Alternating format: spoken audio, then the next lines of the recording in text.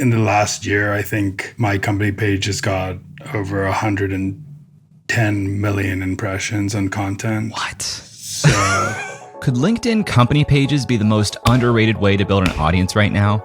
That's what Daniel Murray thinks, and he's been building a massive audience using LinkedIn company pages for almost 3 years now. This was pre-pandemic, so it was 2019. I heard Gary Vee say you have to buy underpriced attention. And I saw LinkedIn had underpriced attention. Let me just start posting. Daniel is the creator of the Marketing Millennials, a newsletter and podcast focused on today's top marketing leaders and tomorrow's top stars. Daniel has more than 100,000 followers on his own LinkedIn personal page and more than 500,000 followers on his LinkedIn company page. What a company page lets you do is put out content at a more rapid rate. And also, once you start hitting a level of good amount of followers, I think it just gets out in the feed more often. So in this episode, you'll learn how to use LinkedIn company pages well, some of the nuances to make your content stand out, when to use images versus text, and why your goal should be pattern interrupt. And now, let's talk with Daniel.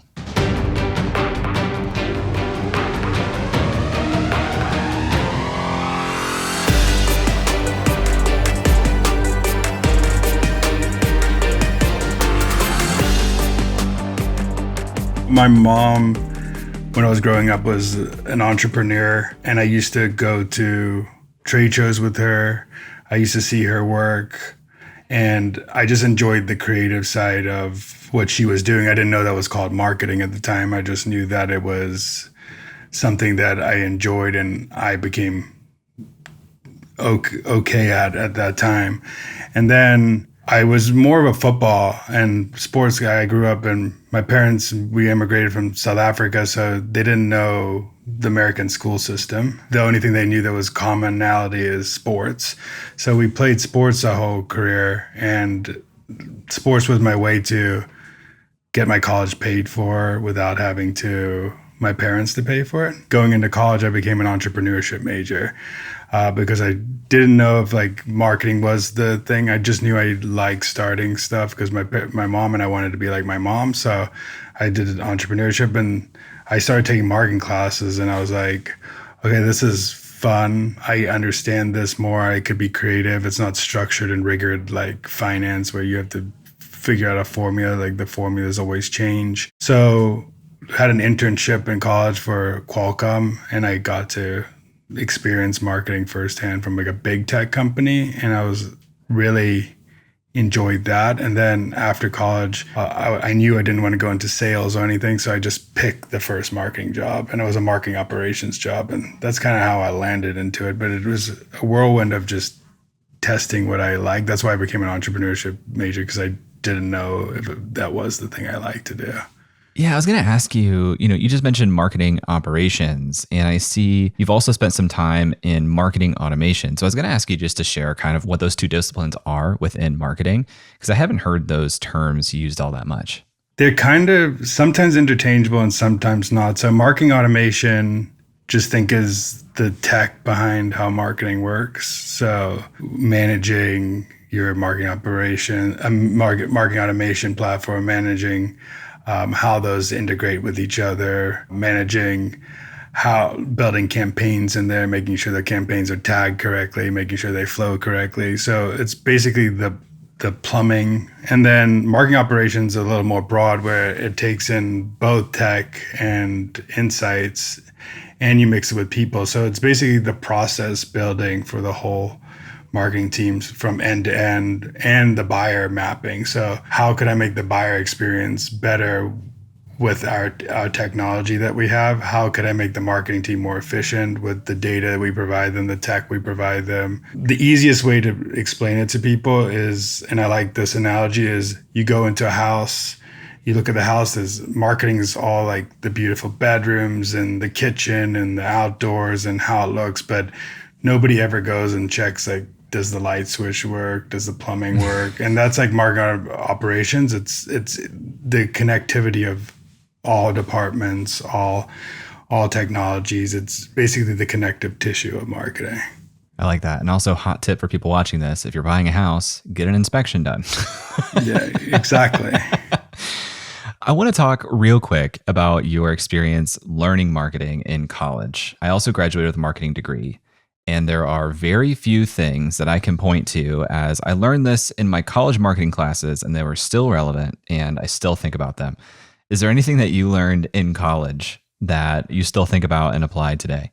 The things that I did learn in college came from college football more than it came from my marketing classes, because I think what actually makes you successful in marketing are learning how to practice, learning how to be consistent, learning how to put in hard work and outwork people, learning competition, learning how to deal with things under stress.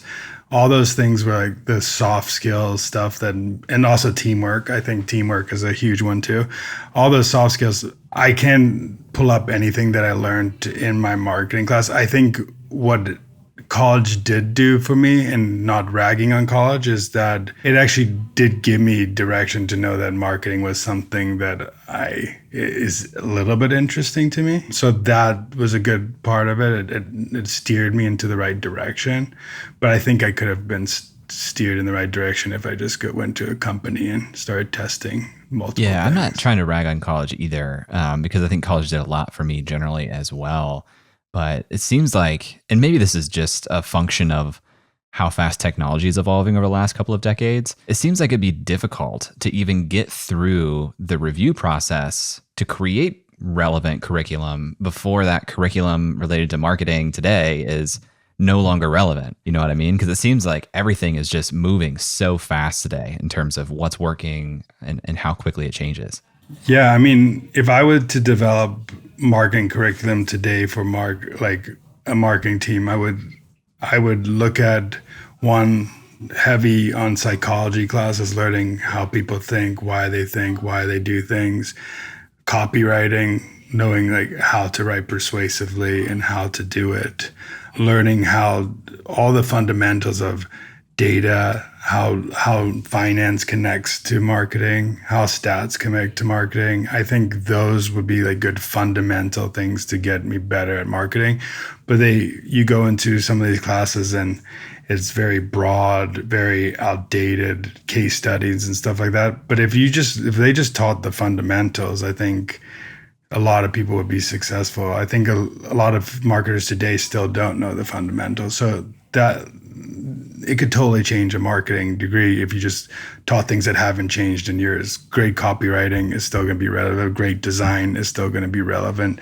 Knowing people is still going to be relevant. It's just this technology, the platforms, the how things are executed are different. So instead of learning the how, learn the foundation of things. So what led to the Marketing Millennials, the project that you're spending most of your time on today?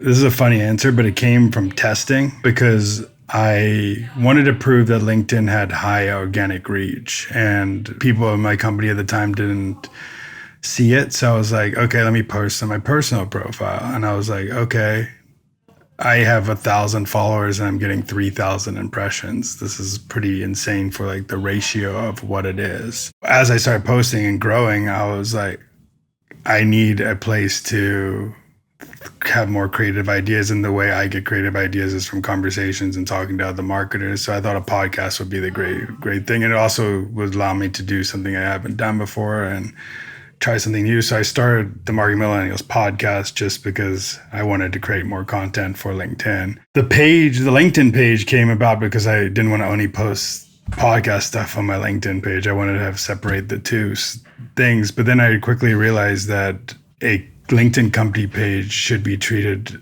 like a personal page, but just specifically focused on a niche that you want to do. So instead of promoting a podcast and promoting things, it's more just like giving information, then posting a little bit about it, giving information. So more building up an audience on falling for something that you like and love, they like and love, instead of promoting myself. And I think that's where I started realizing that just giving long-term is the way to grow an audience. And then later on, asking is not even a big deal to my audience. When I say go check out my podcast, they automatically do it because I've done it.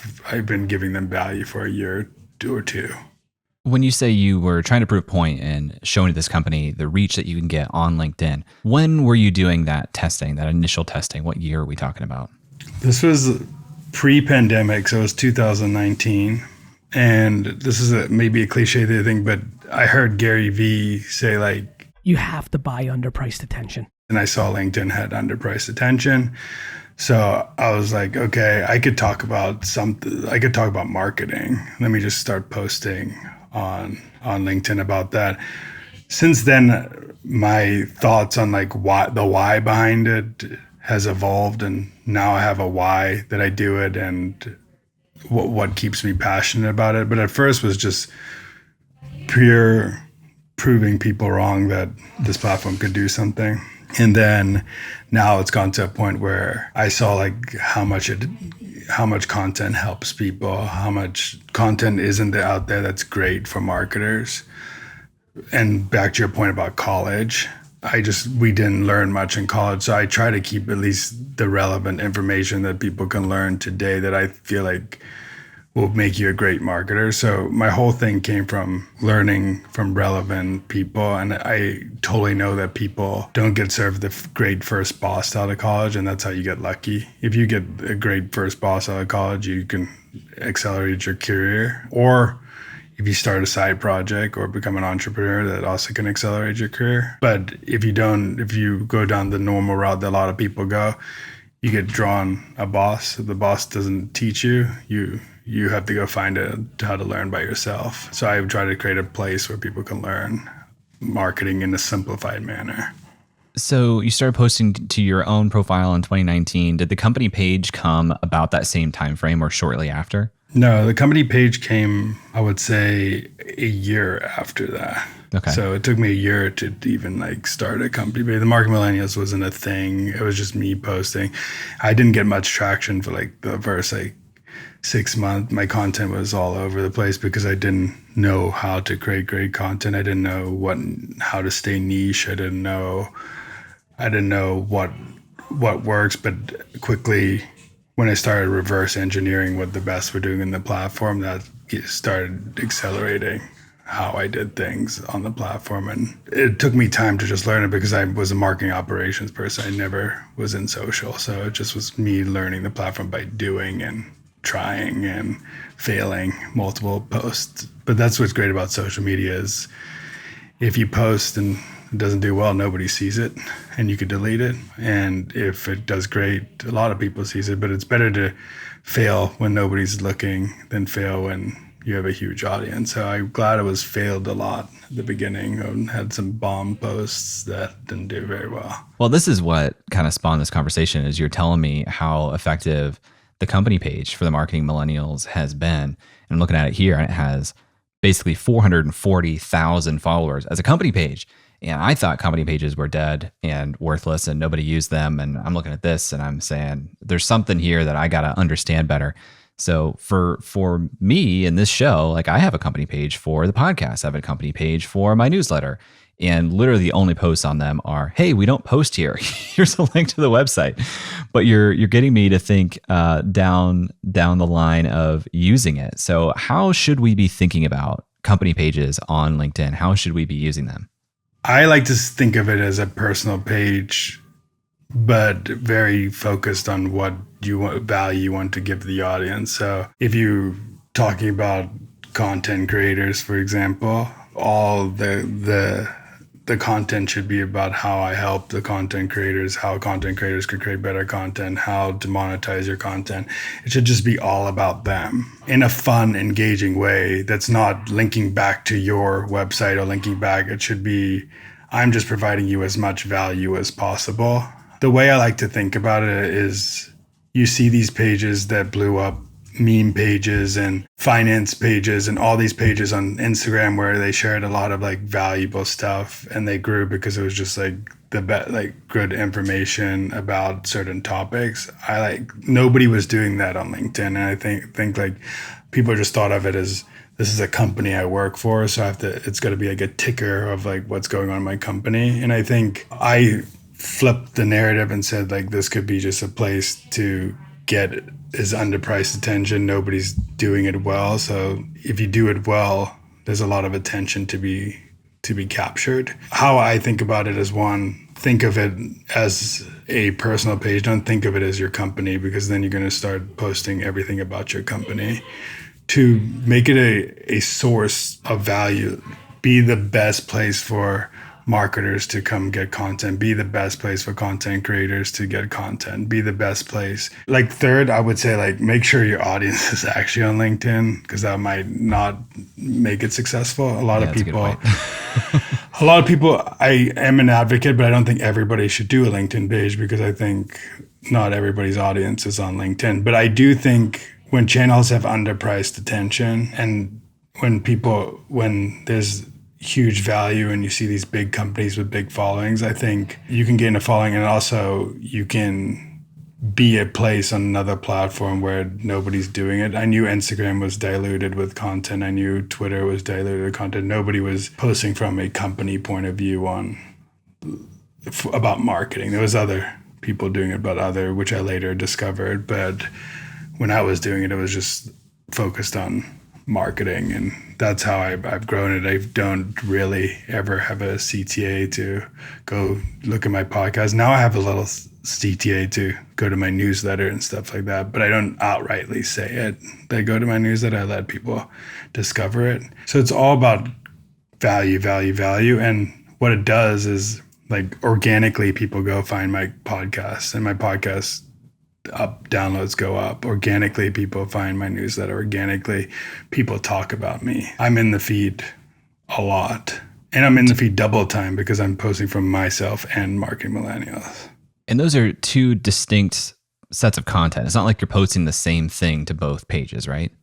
Yeah, I think you got to think of your personal brand as what you want to be known for. A company page is what you want the company to be known for, who is the company serving. What people are doing totally wrong is they think of it as like, let's share about our latest employees and our webinars that we're doing. And they just make it about them. When why would someone follow something when it's just about you, unless you just a company they want to work for, which is not going to be your target audience. After a quick break, Daniel and I talk about how he utilizes LinkedIn company pages, and later we dive into his strategy for pattern interruption. So stick around and we'll be right back. If you like creative elements, you would love my weekly newsletter, Creator Science. I send it every Sunday, and it breaks down everything I'm learning about how to be a professional creator. It expands on the things we talk about here on this show, and it even goes behind the scenes of my own business and shows you what I'm doing, what I'm experimenting with in my own journey. If you're serious about this, I think it is a must read. More than 14,000 creators already subscribe. So if you are not already subscribed, go to creatorscience.com and subscribe for free, and I'll talk to you on Sunday. Welcome back to my conversation with Daniel Murray. One thing I noticed with Facebook pages a few years ago was that if you weren't paying for ads, you didn't get your content into the feed very often. So I asked Daniel if LinkedIn prioritizes company pages differently. I actually see that when you post more times on a company page, it consistently gets the same amount of reach. But if you post like multiple times on your personal page, they actually throttle you a little bit. So I think a company page is just a hidden gem of consistently putting out content. I've never been like really throttled on my company page. I also think the reach is very crazy on a company page. For example, in the last year, I think my company page has got over 110 million impressions on content. What? So that's like telling you that like there is a lot of reach to go around, and not a lot of people are doing it well. So like there's opportunity when not a lot of people are doing it well. And I'm thinking from a consumer perspective. I can't remember ever seeing a company page post on LinkedIn and following it, but obviously people are doing it. So how do you get people interested in following a company page versus a personal page? Because that does seem to be different behavior on LinkedIn versus other platforms. Like we don't really follow brands on Twitter. We don't really follow brands on Facebook or Instagram nearly as much. It seems like the culture wants to follow people. But what you're saying is LinkedIn, that behavior seems to be a little bit different.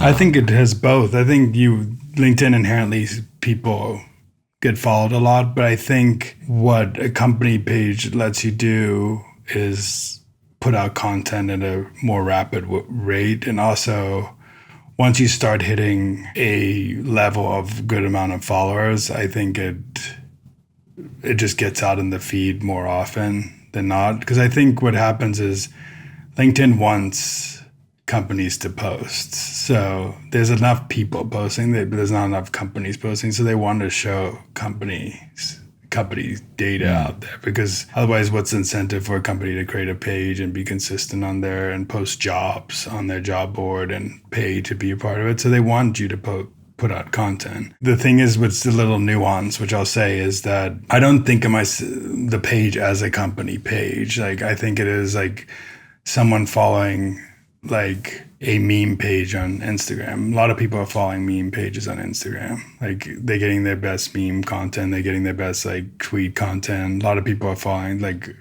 those type of pages on Instagram. A lot of people are following those type of pages on TikTok. It's just, when you think of it as like I am posting from Olipop, for example, and I'm just posting about posting from a certain company, then the mindset's different. But I took the idea of not treat this as a company page, treat it as a page just where people can get a bunch of great content from it. And that's, you see it all the time on Instagram. It works. Like, and you see people, these big accounts like Bravo, if Bravo people follow Bravo accounts, sports people follow like Overtime and all those accounts. I see it as the same thing on LinkedIn, but like LinkedIn is where marketers are hanging out, so marketing content should be on LinkedIn. So I see it as a page where it's not a company, it's a page of entertainment. Yeah, when you say meme, I think it would be easy for people to think that it needs to be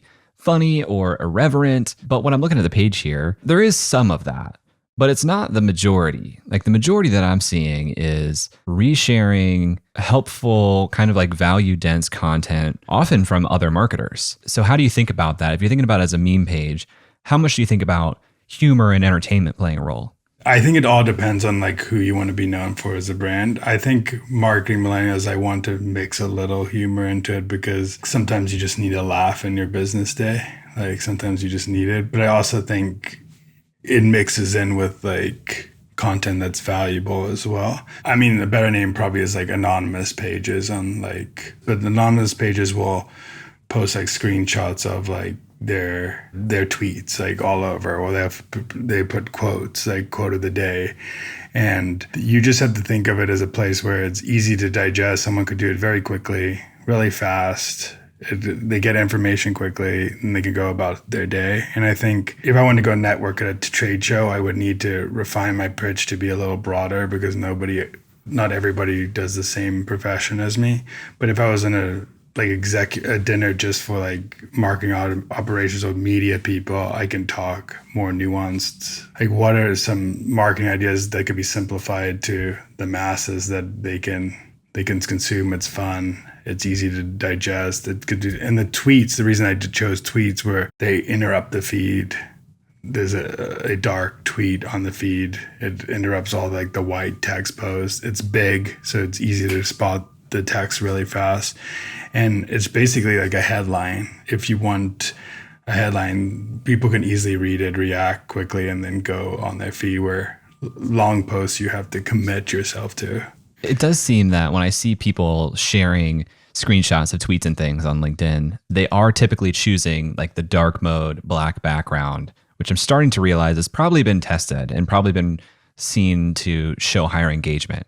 Have you seen that with using the dark mode black text background on a tweet versus light mode white text? I mean, I did this like a year and a half ago before like I saw not many people. I don't even think many people were even posting tweets. They were maybe were posting like white background tweets, but I was like, okay, let's do a dark mode, because Twitter had dark mode, and I thought it was gonna interrupt the feed. I also, back in the day when I was at Snack Nation, I knew that LinkedIn ads, like if you had different colors in LinkedIn ads, it converted better. So I was like, okay, let's have a different color that's interrupting the feed, that's calling out very fast, big text, quick.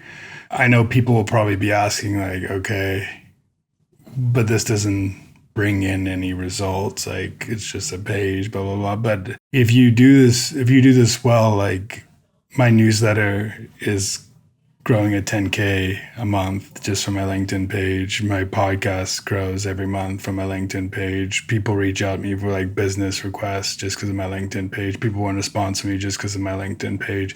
So yes, like some of the information is a little basic, but I also think like some people aren't the audience. Like my audience is people I believe is the younger marketers who need the simple, quick advice that if they want to learn more, that's where you can bring people to a newsletter and podcast to explain what you're talking to. And if you want to learn more, you can bring them to like a vault of content where they can learn specifically from experts in that field. So I think there's a long-term play of like, when I think about social media now, I think you have to think of it in different goal setting. So I think like your first goal to know social media is working is your following going up or not, and are people engaging or not. So when I first think about it did that happen? Yes or no? So I did that without thinking about conversion for a year. Then I was like, okay, a year later, I'm like, okay, now does this audience convert? Like, let's start testing it. And yes, now I'm bringing people to a newsletter. Now I'm bringing people to a podcast. Now I'm bringing people to do other things. So yes, it does convert. But I think if you think of two things at once, then you're just going to create content that is just self-serving for yourself and not for the audience. So you have to think about it. The first way is how could I grow an audience? The second, you have to think now, once I grow an audience, does it convert? If it didn't convert, for example, I would go to the drawing board and be like, okay, how can I create more relevant content for people to go to the next step of the process? But you can't just think of the full funnel. Like the first goal is to get attention online, like be top of mind. And Marketing Millennials is in the feed all the time, so it is top of mind all the time. And that's my only goal is when people think marketing, they think Marketing Millennials. And the only way to do that is be present and showing up all the time. And the way you do be present and show up all the time is have posts that have high engagement and high reach to show up in the feed. And even if the posts aren't that, I think they're pretty good, but like even if the posts aren't that great for people, I'm still in their feed all the time and they'll forget about the post. They'll just remember that Marketing Millennials was in the feed yesterday. When we come back, Daniel and I talk about the growth of the Marketing Millennials company page and why he leans so heavily into sharing images right after this.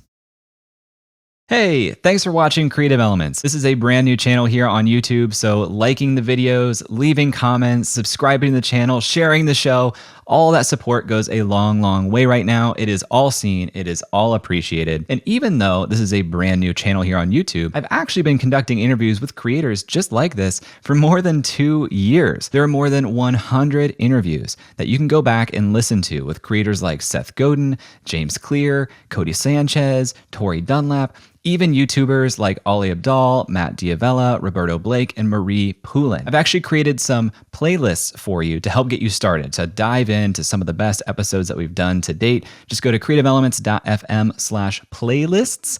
The link is also down below in the description, but you can filter episodes there by platform or medium. If you want to just look at episodes with YouTubers or just episodes with Instagrammers, you can do that with those starter playlists at creativeelements.fm/playlists. And again, the link is down below in the description.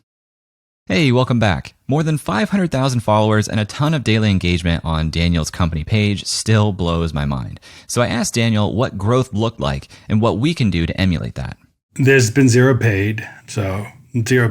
But I would say what initially gave a boost to my page was having my own personal brand have like 25 to 30,000 followers. So I started like boosting Marketing Millennials for myself. Once I got some people following, then the content became great. It's just like the network effect. So once you start getting to a scale, the scale comes big that you don't need other accounts to bring it up, per se. So now like Marketing Millennials does not get any help from it, but it never got help from, I never asked people to like Marketing Millennials posts because I know on Twitter it's a big thing to do this, but the way I thought about it was like I was watching a lot of TikTok and back in like 2019, and I saw these houses coming up, like Hype House and Sway House, and I thought about like, okay, if I had two profiles like pushing each other up, I can get more attention. So I just used two of my profiles to do it. Yes, I think if you had other relevant pages helping you, that's a great way to do it too. But I think you focus on one or the other first, like focus on building your personal brand and then using it. But you can start putting a little things in the in the company page out there to start growing it a little bit. So once I got to scale on my personal brand, I knew I can sustain that and sustain a company page at the same time. But I didn't want to focus on that till I nailed LinkedIn down. So the first thing was like I just understood LinkedIn. Now I think Marketing Millennials to date now is growing at like 40,000 a month, 40,000 followers a month. Wild. So it's growing really fast. But at first, I mean, I did get to 100,000 followers in like 6-7 months. But now the scale is like going even faster. I think this year alone, I've got like 250, like just from this year alone. So I think like once you get to levels of scale, you can scale it really fast. I see on the posts where you're featuring other creators and their tweets or their posts, you attribute them, you tag them and attribute them. Do those people do they ever feel negatively about you featuring or using their content to grow your page? Nope. They actually are super appreciative because a lot of them, what I first did at first was these people didn't have followings on LinkedIn. So I was giving them a chance to grow their page. I've had one person my entire time reach up to me and say, take down the post. Most people actually are like sending me their post to put on there. And the thing about that is I have a very like high standard of like what should go on the page. And I have an understanding now that I've been consuming a lot of marketing content, what works and what doesn't. So like when I post things, there's a standard, a filter that I have that I don't post certain things on the page. I don't just take people's posts. I post what I want. It has to be something I found valuable. I found like if someone gave me something great, then I'll be like, okay. But a lot of the times it's just them trying to self-promote themselves. Like I come from playing offensive line and I come from being in a marketing operation. So I didn't want to ever be in the limelight. I always wanted to hype up other people to be in the limelight, and in turn that grows them. So I think what I'm trying to do is share great creators out there, to share what marketing creators are out there so you could follow them. I feel like if you put stuff on the internet, it's going to be reshared unless you have a private account. Like if you have a private account, it's not going to be reshared. If you have a public account, you want that post to go as far as possible and on multiple platforms as possible. So I think that's what's easy about social media is like if you do that, I still always have the intention that like it's not about me. It's about like helping marketers and helping these creators get attention. So I'm still like trying to bring up creators when I can and find the creators that are doing great things and not a lot of people are looking at. Now I have a platform to do it, which I love, that I can just bring up a creator and get them a following and post their content and share something great from them, which is a fun thing to be able to do now.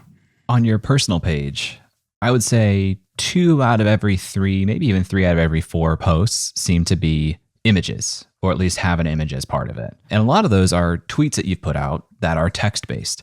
So you've chosen intentionally to use an image of a tweet of your own creation as opposed to using the text from your tweet. I imagine some testing went into that as well. Can you talk about that choice and why an image is the way to go?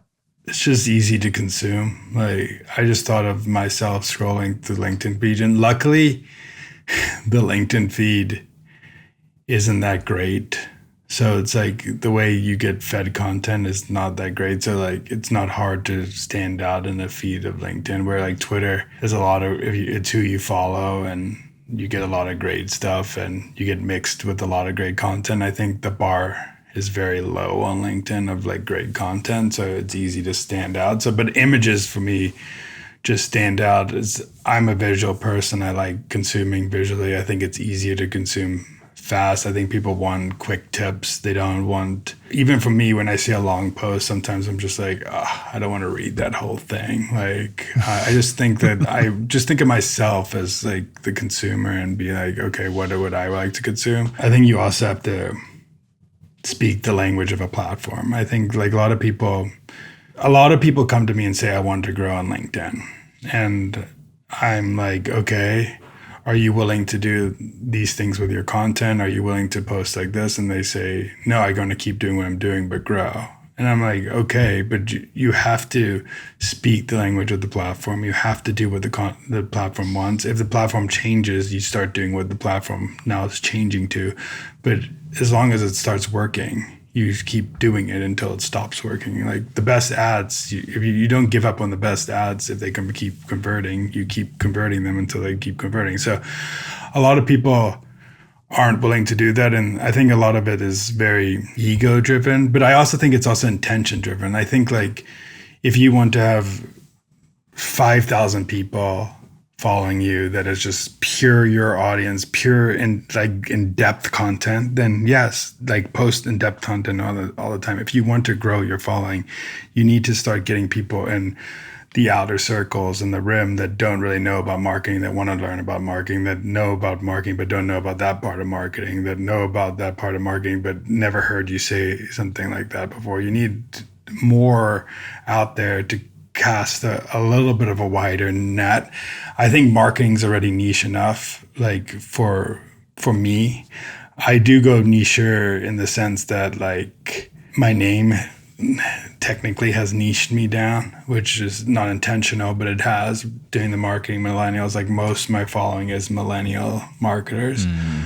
But surprisingly, there's a lot of like younger people who want to learn from millennials also following. And then there's also like older people that want to learn from millennials that are following too. So I get both sides of things. But I think at the same time, it's like, it's what your end goal of what you're trying to do on the platform is. If you want to just be like a specified expert at one thing, you just stick with that one thing and go hard on the one thing. If you want to grow an audience bigger, like my audience, like you have to go broader and wider and simpler and figure out ways to get the most attention. People don't want to spend time on understanding like what makes a good post.